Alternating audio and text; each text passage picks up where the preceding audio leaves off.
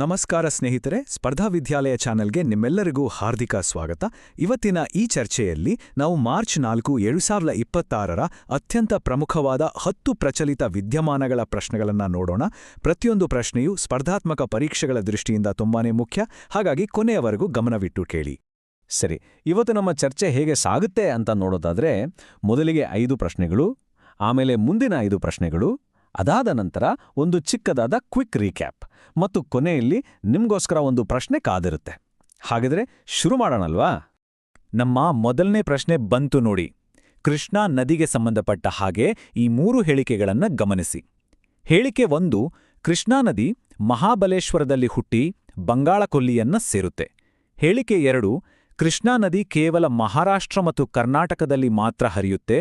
ಮತ್ತು ಹೇಳಿಕೆ 3, ಆಲಮಟ್ಟಿ ಅಣೆಕಟ್ಟು ವಿಜಯಪುರ ಜಿಲ್ಲೆಯಲ್ಲಿ ಕೃಷ್ಣಾ ನದಿಗೆ ಅಡ್ಡಲಾಗಿ ಕಟ್ಟಲಾಗಿದೆ. ಹಾಗಿದ್ರೆ ಈ ಆಯ್ಕೆಗಳಲ್ಲಿ ಯಾವುದು ಸರಿ? ಸ್ವಲ್ಪ ಯೋಚನೆ ಮಾಡಿ. ಓಕೆ, ಸರಿಯಾದ ಉತ್ತರ ಆಪ್ಷನ್ ಸಿ, ಅಂದ್ರೆ ಹೇಳಿಕೆ 1 ಮತ್ತು 3 ಮಾತ್ರ ಸರಿ. ಈಗಿದನ್ನು ಸ್ವಲ್ಪ ವಿವರವಾಗಿ ನೋಡೋಣ. ಮೊದಲನೇ ಹೇಳಿಕೆ, ಕೃಷ್ಣಾ ನದಿ ಮಹಾರಾಷ್ಟ್ರದ ಮಹಾಬಲೇಶ್ವರದಲ್ಲಿ ಉಗಮವಾಗಿ ಸುಮಾರು 1400 ಕಿಲೋಮೀಟರ್ ದೂರ ಹರಿದು ಬಂಗಾಳಕೊಲ್ಲಿ ಸೇರುತ್ತೆ. ಇದು ಸಂಪೂರ್ಣವಾಗಿ ಸರಿ. ಆದರೆ ಎರಡನೇ ಹೇಳಿಕೆ ತಪ್ಪು. ಯಾಕೆಂದ್ರೆ ಈ ನದಿ ಕೇವಲ 2 ರಾಜ್ಯಗಳಲ್ಲ, ಬದಲಿಗೆ ಮಹಾರಾಷ್ಟ್ರ, ಕರ್ನಾಟಕ, ತೆಲಂಗಾಣ ಮತ್ತು ಆಂಧ್ರಪ್ರದೇಶ ಹೀಗೆ ಒಟ್ಟು 4 ರಾಜ್ಯಗಳಲ್ಲಿ ಹರಿಯುತ್ತೆ. ಇದನ್ನ ಚೆನ್ನಾಗಿ ನೆನ್ಪಿಟ್ಕೊಳ್ಳಿ. ಇನ್ನು ಮೂರನೇ ಹೇಳಿಕೆ, ನಮ್ಮ ವಿಜಯಪುರ ಜಿಲ್ಲೆಯ ಆಲಮಟ್ಟಿ ಅಣೆಕಟ್ಟು ಕೃಷ್ಣಾ ನದಿಗೆ ಕಟ್ಟಿರೋದು. ನೀರಾವರಿ, ಕುಡಿಯೋ ನೀರು ಮತ್ತು ವಿದ್ಯುತ್ ಉತ್ಪಾದನೆಗೆ ಇದು ಬಹಳ ಮುಖ್ಯ. ಸೊ ಆಪ್ಷನ್ ಸಿ ಸರಿಯಾದ ಉತ್ತರ. ಸರಿ, ನಮ್ಮ ಎರಡನೇ ಪ್ರಶ್ನೆಗೆ ಹೋಗೋಣ. ಇತ್ತೀಚೆಗೆ ನಿಧನರಾದ ಉತ್ಸವ್ ಚರಣ್ ದಾಸ್ ಅವರು ಯಾವ ಕ್ಷೇತ್ರಕ್ಕೆ ಹೆಸರುವಾಸಿಯಾಗಿದ್ದರು? ಆಪ್ಷನ್ಸ್ ಹೀಗಿವೆ: ಎ.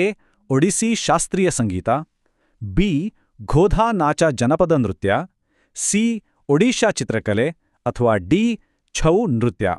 ಇದರ ಸರಿಯಾದ ಉತ್ತರ ಆಪ್ಷನ್ ಬಿ, ಗೋಧಾ ನಾಚ ಜನಪದ ನೃತ್ಯ. ಉತ್ಸವ್ ಚರಣ್ ದಾಸ್ ಅವರು ಒಡಿಶಾದ ಒಬ್ಬ ಪ್ರಸಿದ್ಧ ಜನಪದ ಕಲಾವಿದ. ಇವರು ಗೋಧಾ ನಾಚ ಅಂದ್ರೆ ಕುದುರೆ ನೃತ್ಯ ಅಂತ ಕರಿತೀವಲ್ಲ, ಆ ಕಲಾ ಪ್ರಕಾರಕ್ಕೆ ಜೀವ ತುಂಬಿದವರು.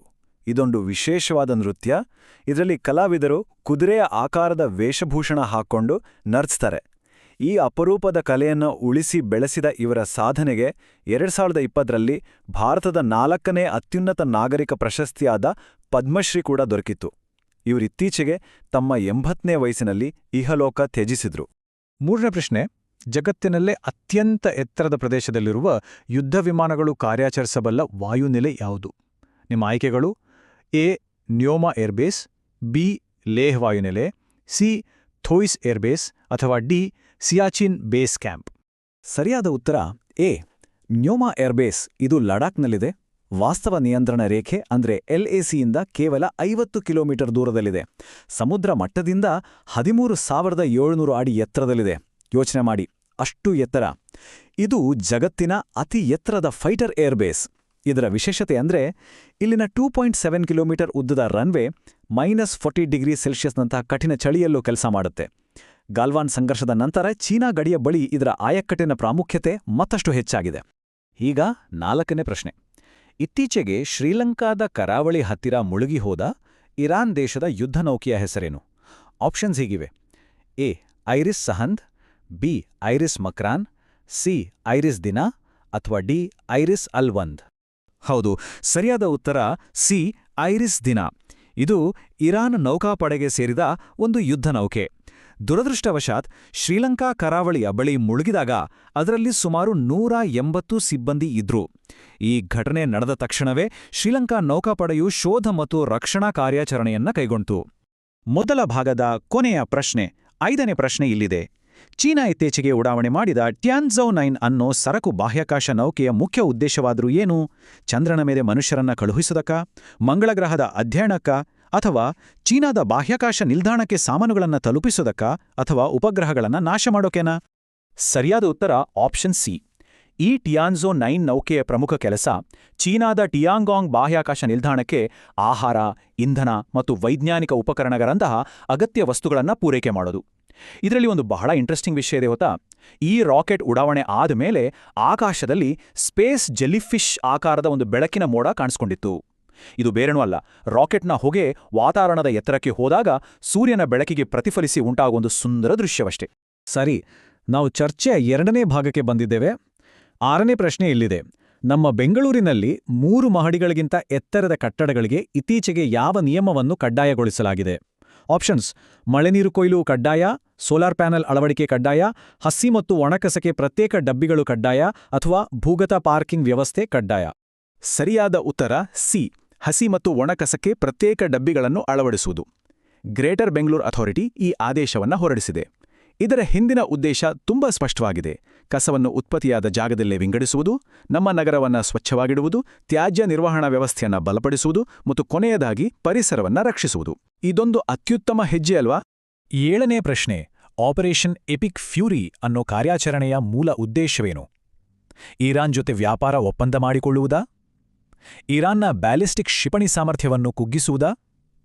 ಮಧ್ಯಪ್ರಾಚ್ಯದಲ್ಲಿ ಹೊಸದಾಗಿ ಮಿಲಿಟರಿ ಬೇಸ್ ಸ್ಥಾಪಿಸುವುದಾ? ಅಥವಾ ವಿಶ್ವಸಂಸ್ಥೆಯ ಶಾಂತಿಪಾಲನಾ ಪಡೆಗಳನ್ನು ನಿಯೋಜಿಸುವುದಾ? ಸರಿಯಾದ ಉತ್ತರ ಬಿ, ಇರಾನಿನ ಬ್ಯಾಲಿಸ್ಟಿಕ್ ಕ್ಷಿಪಣಿ ಸಾಮರ್ಥ್ಯವನ್ನು ದುರ್ಬಲಗೊಳಿಸುವುದು. ವೈಟ್ ಹೌಸ್ ಮತ್ತು ಅಮೆರಿಕದ ಸೆಂಟ್ರಲ್ ಕಮಾಂಡ್ ಅಂದರೆ CNTOM ಪ್ರಕಾರ ಈ ಕಾರ್ಯಾಚರಣೆಯ ಗುರಿ ಇರಾನಿನ ಕ್ಷಿಪಣಿ ತಾಣಗಳು ಮತ್ತು ಇಸ್ಲಾಮಿಕ್ ರೆವಲ್ಯೂಷನರಿ ಗಾರ್ಡ್ ಕಾರ್ಪ್ಸ್ ಅಂದರೆ IRGC. ವರದಿಗಳ ಪ್ರಕಾರ ಈ ಕಾರ್ಯಾಚರಣೆಯಲ್ಲಿ B-2 ಮತ್ತು B-1 ಬಾಂಬರ್ ವಿಮಾನಗಳನ್ನು ಬಳಸಿ ದಾಳಿ ಮಾಡಲಾಗಿದೆ. 8ನೇ ಪ್ರಶ್ನೆ: ಇದು ನಮ್ಮ ಹೆಮ್ಮೆಗೆ ಸಂಬಂಧಪಟ್ಟಿದ್ದು. ಭಾರತದ ಮೊದಲ ಸ್ವದೇಶಿ ನಿರ್ಮಿತ ವಿಮಾನ ವಾಹಕ ನೌಕೆ INS ವಿಕ್ರಾಂತ್ ಇತ್ತೀಚೆಗೆ ಯಾವ ದೊಡ್ಡ ಮೈಲಿಗಲ್ಲನ್ನು ಸಾಧಿಸಿದೆ? 500 ಯಶಸ್ವಿ ನೌಕಾ ವ್ಯಾಯಾಮಗಳನ್ನು, 1000 ಯಶಸ್ವಿ ಅರೆಸ್ಟೆಡ್ ಲ್ಯಾಂಡಿಂಗ್ಗಳನ್ನು, 2000 ಹೆಲಿಕಾಪ್ಟರ್ ಹಾರಾಟಗಳನ್ನು ಅಥವಾ 100 ಅಂತಾರಾಷ್ಟ್ರೀಯ ಕಾರ್ಯಾಚರಣೆಗಳನ್ನು? ಸರಿಯಾದ ಉತ್ತರ ಬಿ, 1000 ಯಶಸ್ವಿ ಅರೆಸ್ಟೆಡ್ ಲ್ಯಾಂಡಿಂಗ್ಸ್. ಒಂದು ನಿಮಿಷ, ಈ ಅರೆಸ್ಟೆಡ್ ಲ್ಯಾಂಡಿಂಗ್ ಅಂದ್ರೆ ನಿಖರವಾಗಿ ಏನು ಅಂತ ಮೊದಲು ಅರ್ಥ ಮಾಡ್ಕೊಳ್ಳೋಣ. ನೋಡಿ, ವಿಮಾನ ವಾಹಕ ನೌಕೆಯ ರನ್ವೇ ತುಂಬ ಚಿಕ್ಕದಾಗಿರುತ್ತೆ. ಫೈಟರ್ ಜೆಟ್ ಅಷ್ಟು ವೇಗದಲ್ಲಿ ಬಂದು ಅಲ್ಲಿ ಇಳಿಯೋದು ಹೇಗೆ? ಜೆಟ್ನ ಹಿಂಭಾಗದಲ್ಲಿ ಒಂದು ಕೊಕ್ಕೆ ಅಂತ ಟೇಲ್ ಹುಕ್ಕಿರುತ್ತೆ. ಅದು ಡೆಕ್ ಮೇಲಿರುವ ಬಲವಾದ ತಂತಿಯನ್ನ ಹಿಡಿಯುತ್ತೆ. ಇದು ಜೆಟ್ನ ವೇಗವನ್ನ ತಕ್ಷಣ ತಡೆದು ಕೆಲವೇ ಸೆಕೆಂಡ್ಗಳಲ್ಲಿ ನಿಲ್ಲಿಸುತ್ತೆ. ಇದಕ್ಕೆ ಪೈಲಟ್ನ ಅದ್ಭುತ ಕೌಶಲ್ಯ ಮತ್ತು ನಿಖರತೆ ಬೇಕೇ ಬೇಕು. ಈ 1000 ಯಶಸ್ವಿ ಲ್ಯಾಂಡಿಂಗ್ಗಳು ಭಾರತೀಯ ನೌಕಾಪಡೆಯ ಪಾಲಿಗೆ ಒಂದು ಐತಿಹಾಸಿಕ ಸಾಧನೆ. INS ವಿಕ್ರಾಂತ್ ಬಗ್ಗೆ ಹೇಳಲೇಬೇಕು. ಇದು ಆತ್ಮನಿರ್ಭರ್ ಭಾರತದ ನಿಜವಾದ ಸಂಕೇತ. ಸಂಪೂರ್ಣವಾಗಿ ಭಾರತದಲ್ಲೇ ಕೊಚ್ಚಿನ್ ಶಿಪ್ಯಾರ್ಡಲ್ಲಿ ನಿರ್ಮಿಸಲಾದ ನಮ್ಮ ಮೊದಲ ವಿಮಾನವಾಹಕ ನೌಕೆ. ಇದರ ತೂಕ ಸುಮಾರು 45,000 ಟನ್. ಇದು ನಮ್ಮ ದೇಶದ ಕಡಲಗಡಿಗಳನ್ನು ರಕ್ಷಿಸುವಲ್ಲಿ ಬಹಳ ಪ್ರಮುಖ ಪಾತ್ರ ವಹಿಸುತ್ತೆ. 9ನೇ ಪ್ರಶ್ನೆ: INSV ಕೌಂಡಿನ್ಯ ತನ್ನ ಮೊದಲ ಸಮುದ್ರಯಾನವನ್ನು ಮುಗಿಸಿ ಯಾವ ನಗರಕ್ಕೆ ವಾಪಸ್ ಬಂತು? ಕೊಚ್ಚಿಗ, ಚೆನ್ನೈಗ, ಮುಂಬೈಗ ಅಥವಾ ವಿಶಾಖಪಟ್ಟಣಕ್ಕ? ಸರಿಯಾದ ಉತ್ತರ ಸಿ, ಮುಂಬೈ. ಈ INSV ಕೌಂಡಿನ್ಯ ಇದೆಯಲ್ಲ, ಇದೊಂದು ಬಹಳ ವಿಶೇಷವಾದ ನೌಕೆ. ಇದನ್ನ ಪರಂಪರಾತ್ಮಕ ಹೊಲಿಗೆ ಮಾಡಿದ ಹಾಯಿದೋಣಿ ಅಂತ ಕರೀತಾರೆ. ಅಂದ್ರೆ ಇದನ್ನು ಕಟ್ಟಲು ಮರದ ಹಲಗೆಗಳನ್ನು ಹೊಲಿದು ಸೇರಿಸಲಾಗಿದೆ. ಇದು ಡಿಸೆಂಬರ್ 29ರಂದು ತನ್ನ ಮೊದಲ ಯಾನವನ್ನು ಶುರು ಮಾಡಿ ಓಮನ್ವರೆಗೆ ಹೋಗಿ ಬಂದಿದೆ. ಇದರ ಉದ್ದೇಶ ಏನು ಗೊತ್ತಾ? ನಮ್ಮ ಪೂರ್ವಜರು ಬಳಸುತ್ತಿದ್ದ ಪ್ರಾಚೀನ ಸಮುದ್ರ ವ್ಯಾಪಾರ ಮಾರ್ಗಗಳನ್ನು ಪುನಃ ಪತ್ತೆ ಮಾಡುವುದು ಮತ್ತು ನಮ್ಮ ಹಳೆ ಸಾಂಸ್ಕೃತಿಕ ಸಂಬಂಧಗಳನ್ನು ಗಟ್ಟಿಗೊಳಿಸುವುದು. ಇದು ನಮ್ಮ ಪ್ರಾಚೀನ ಹಡಗು ಕಟ್ಟುವ ಕಲೆಗೆ ಒಂದು ಜೀವಂತ ಸಾಕ್ಷಿ. ಬನ್ನಿ, ಇವತ್ತಿನ ನಮ್ಮ ಚರ್ಚೆಯ ಅಂತಿಮ ಪ್ರಶ್ನೆಯನ್ನು ನೋಡೋಣ. 2026ರ ರಾಷ್ಟ್ರೀಯ ವಿಜ್ಞಾನ ದಿನದ ಧ್ಯೇಯವಾಕ್ಯ ಅಂದ್ರೆ ಥೀಮ್ ಏನು? ಎ, ವಿಜ್ಞಾನ ಮತ್ತು ತಂತ್ರಜ್ಞಾನದಲ್ಲಿ ಆತ್ಮನಿರ್ಭರ ಭಾರತ. ಬಿ, ವಿಜ್ಞಾನದಲ್ಲಿ ಮಹಿಳೆಯರು, ವಿಕಸಿತ ಭಾರತಕ್ಕೆ ಚಾಲನೆ. ಸಿ, ಹಸಿರು ಇಂಧನ ಮತ್ತು ಸುಸ್ಥಿರ ಅಭಿವೃದ್ಧಿ. ಅಥವಾ ಡಿ, ಡಿಜಿಟಲ್ ಇಂಡಿಯಾ ಮತ್ತು ವೈಜ್ಞಾನಿಕ ಆವಿಷ್ಕಾರ. ಸರಿಯಾದ ಉತ್ತರ ಬಿ, ವಿಜ್ಞಾನದಲ್ಲಿ ಮಹಿಳೆಯರು, ವಿಕಸಿತ ಭಾರತಕ್ಕೆ ಚಾಲನೆ. ಈ ಧ್ಯೇಯವಾಕ್ಯದ ಅರ್ಥ ವಿಜ್ಞಾನ, ತಂತ್ರಜ್ಞಾನ ಮತ್ತು ಸಂಶೋಧನಾ ಕ್ಷೇತ್ರಗಳಲ್ಲಿ ಮಹಿಳೆಯರ ಪಾತ್ರವನ್ನು ಗುರುತಿಸುವುದು ಮತ್ತು ವಿಕಸಿತ ಭಾರತದ ಕನಸನ್ನು ನನಸು ಮಾಡಲು ಅವರನ್ನು ಪ್ರೋತ್ಸಾಹಿಸುವುದು.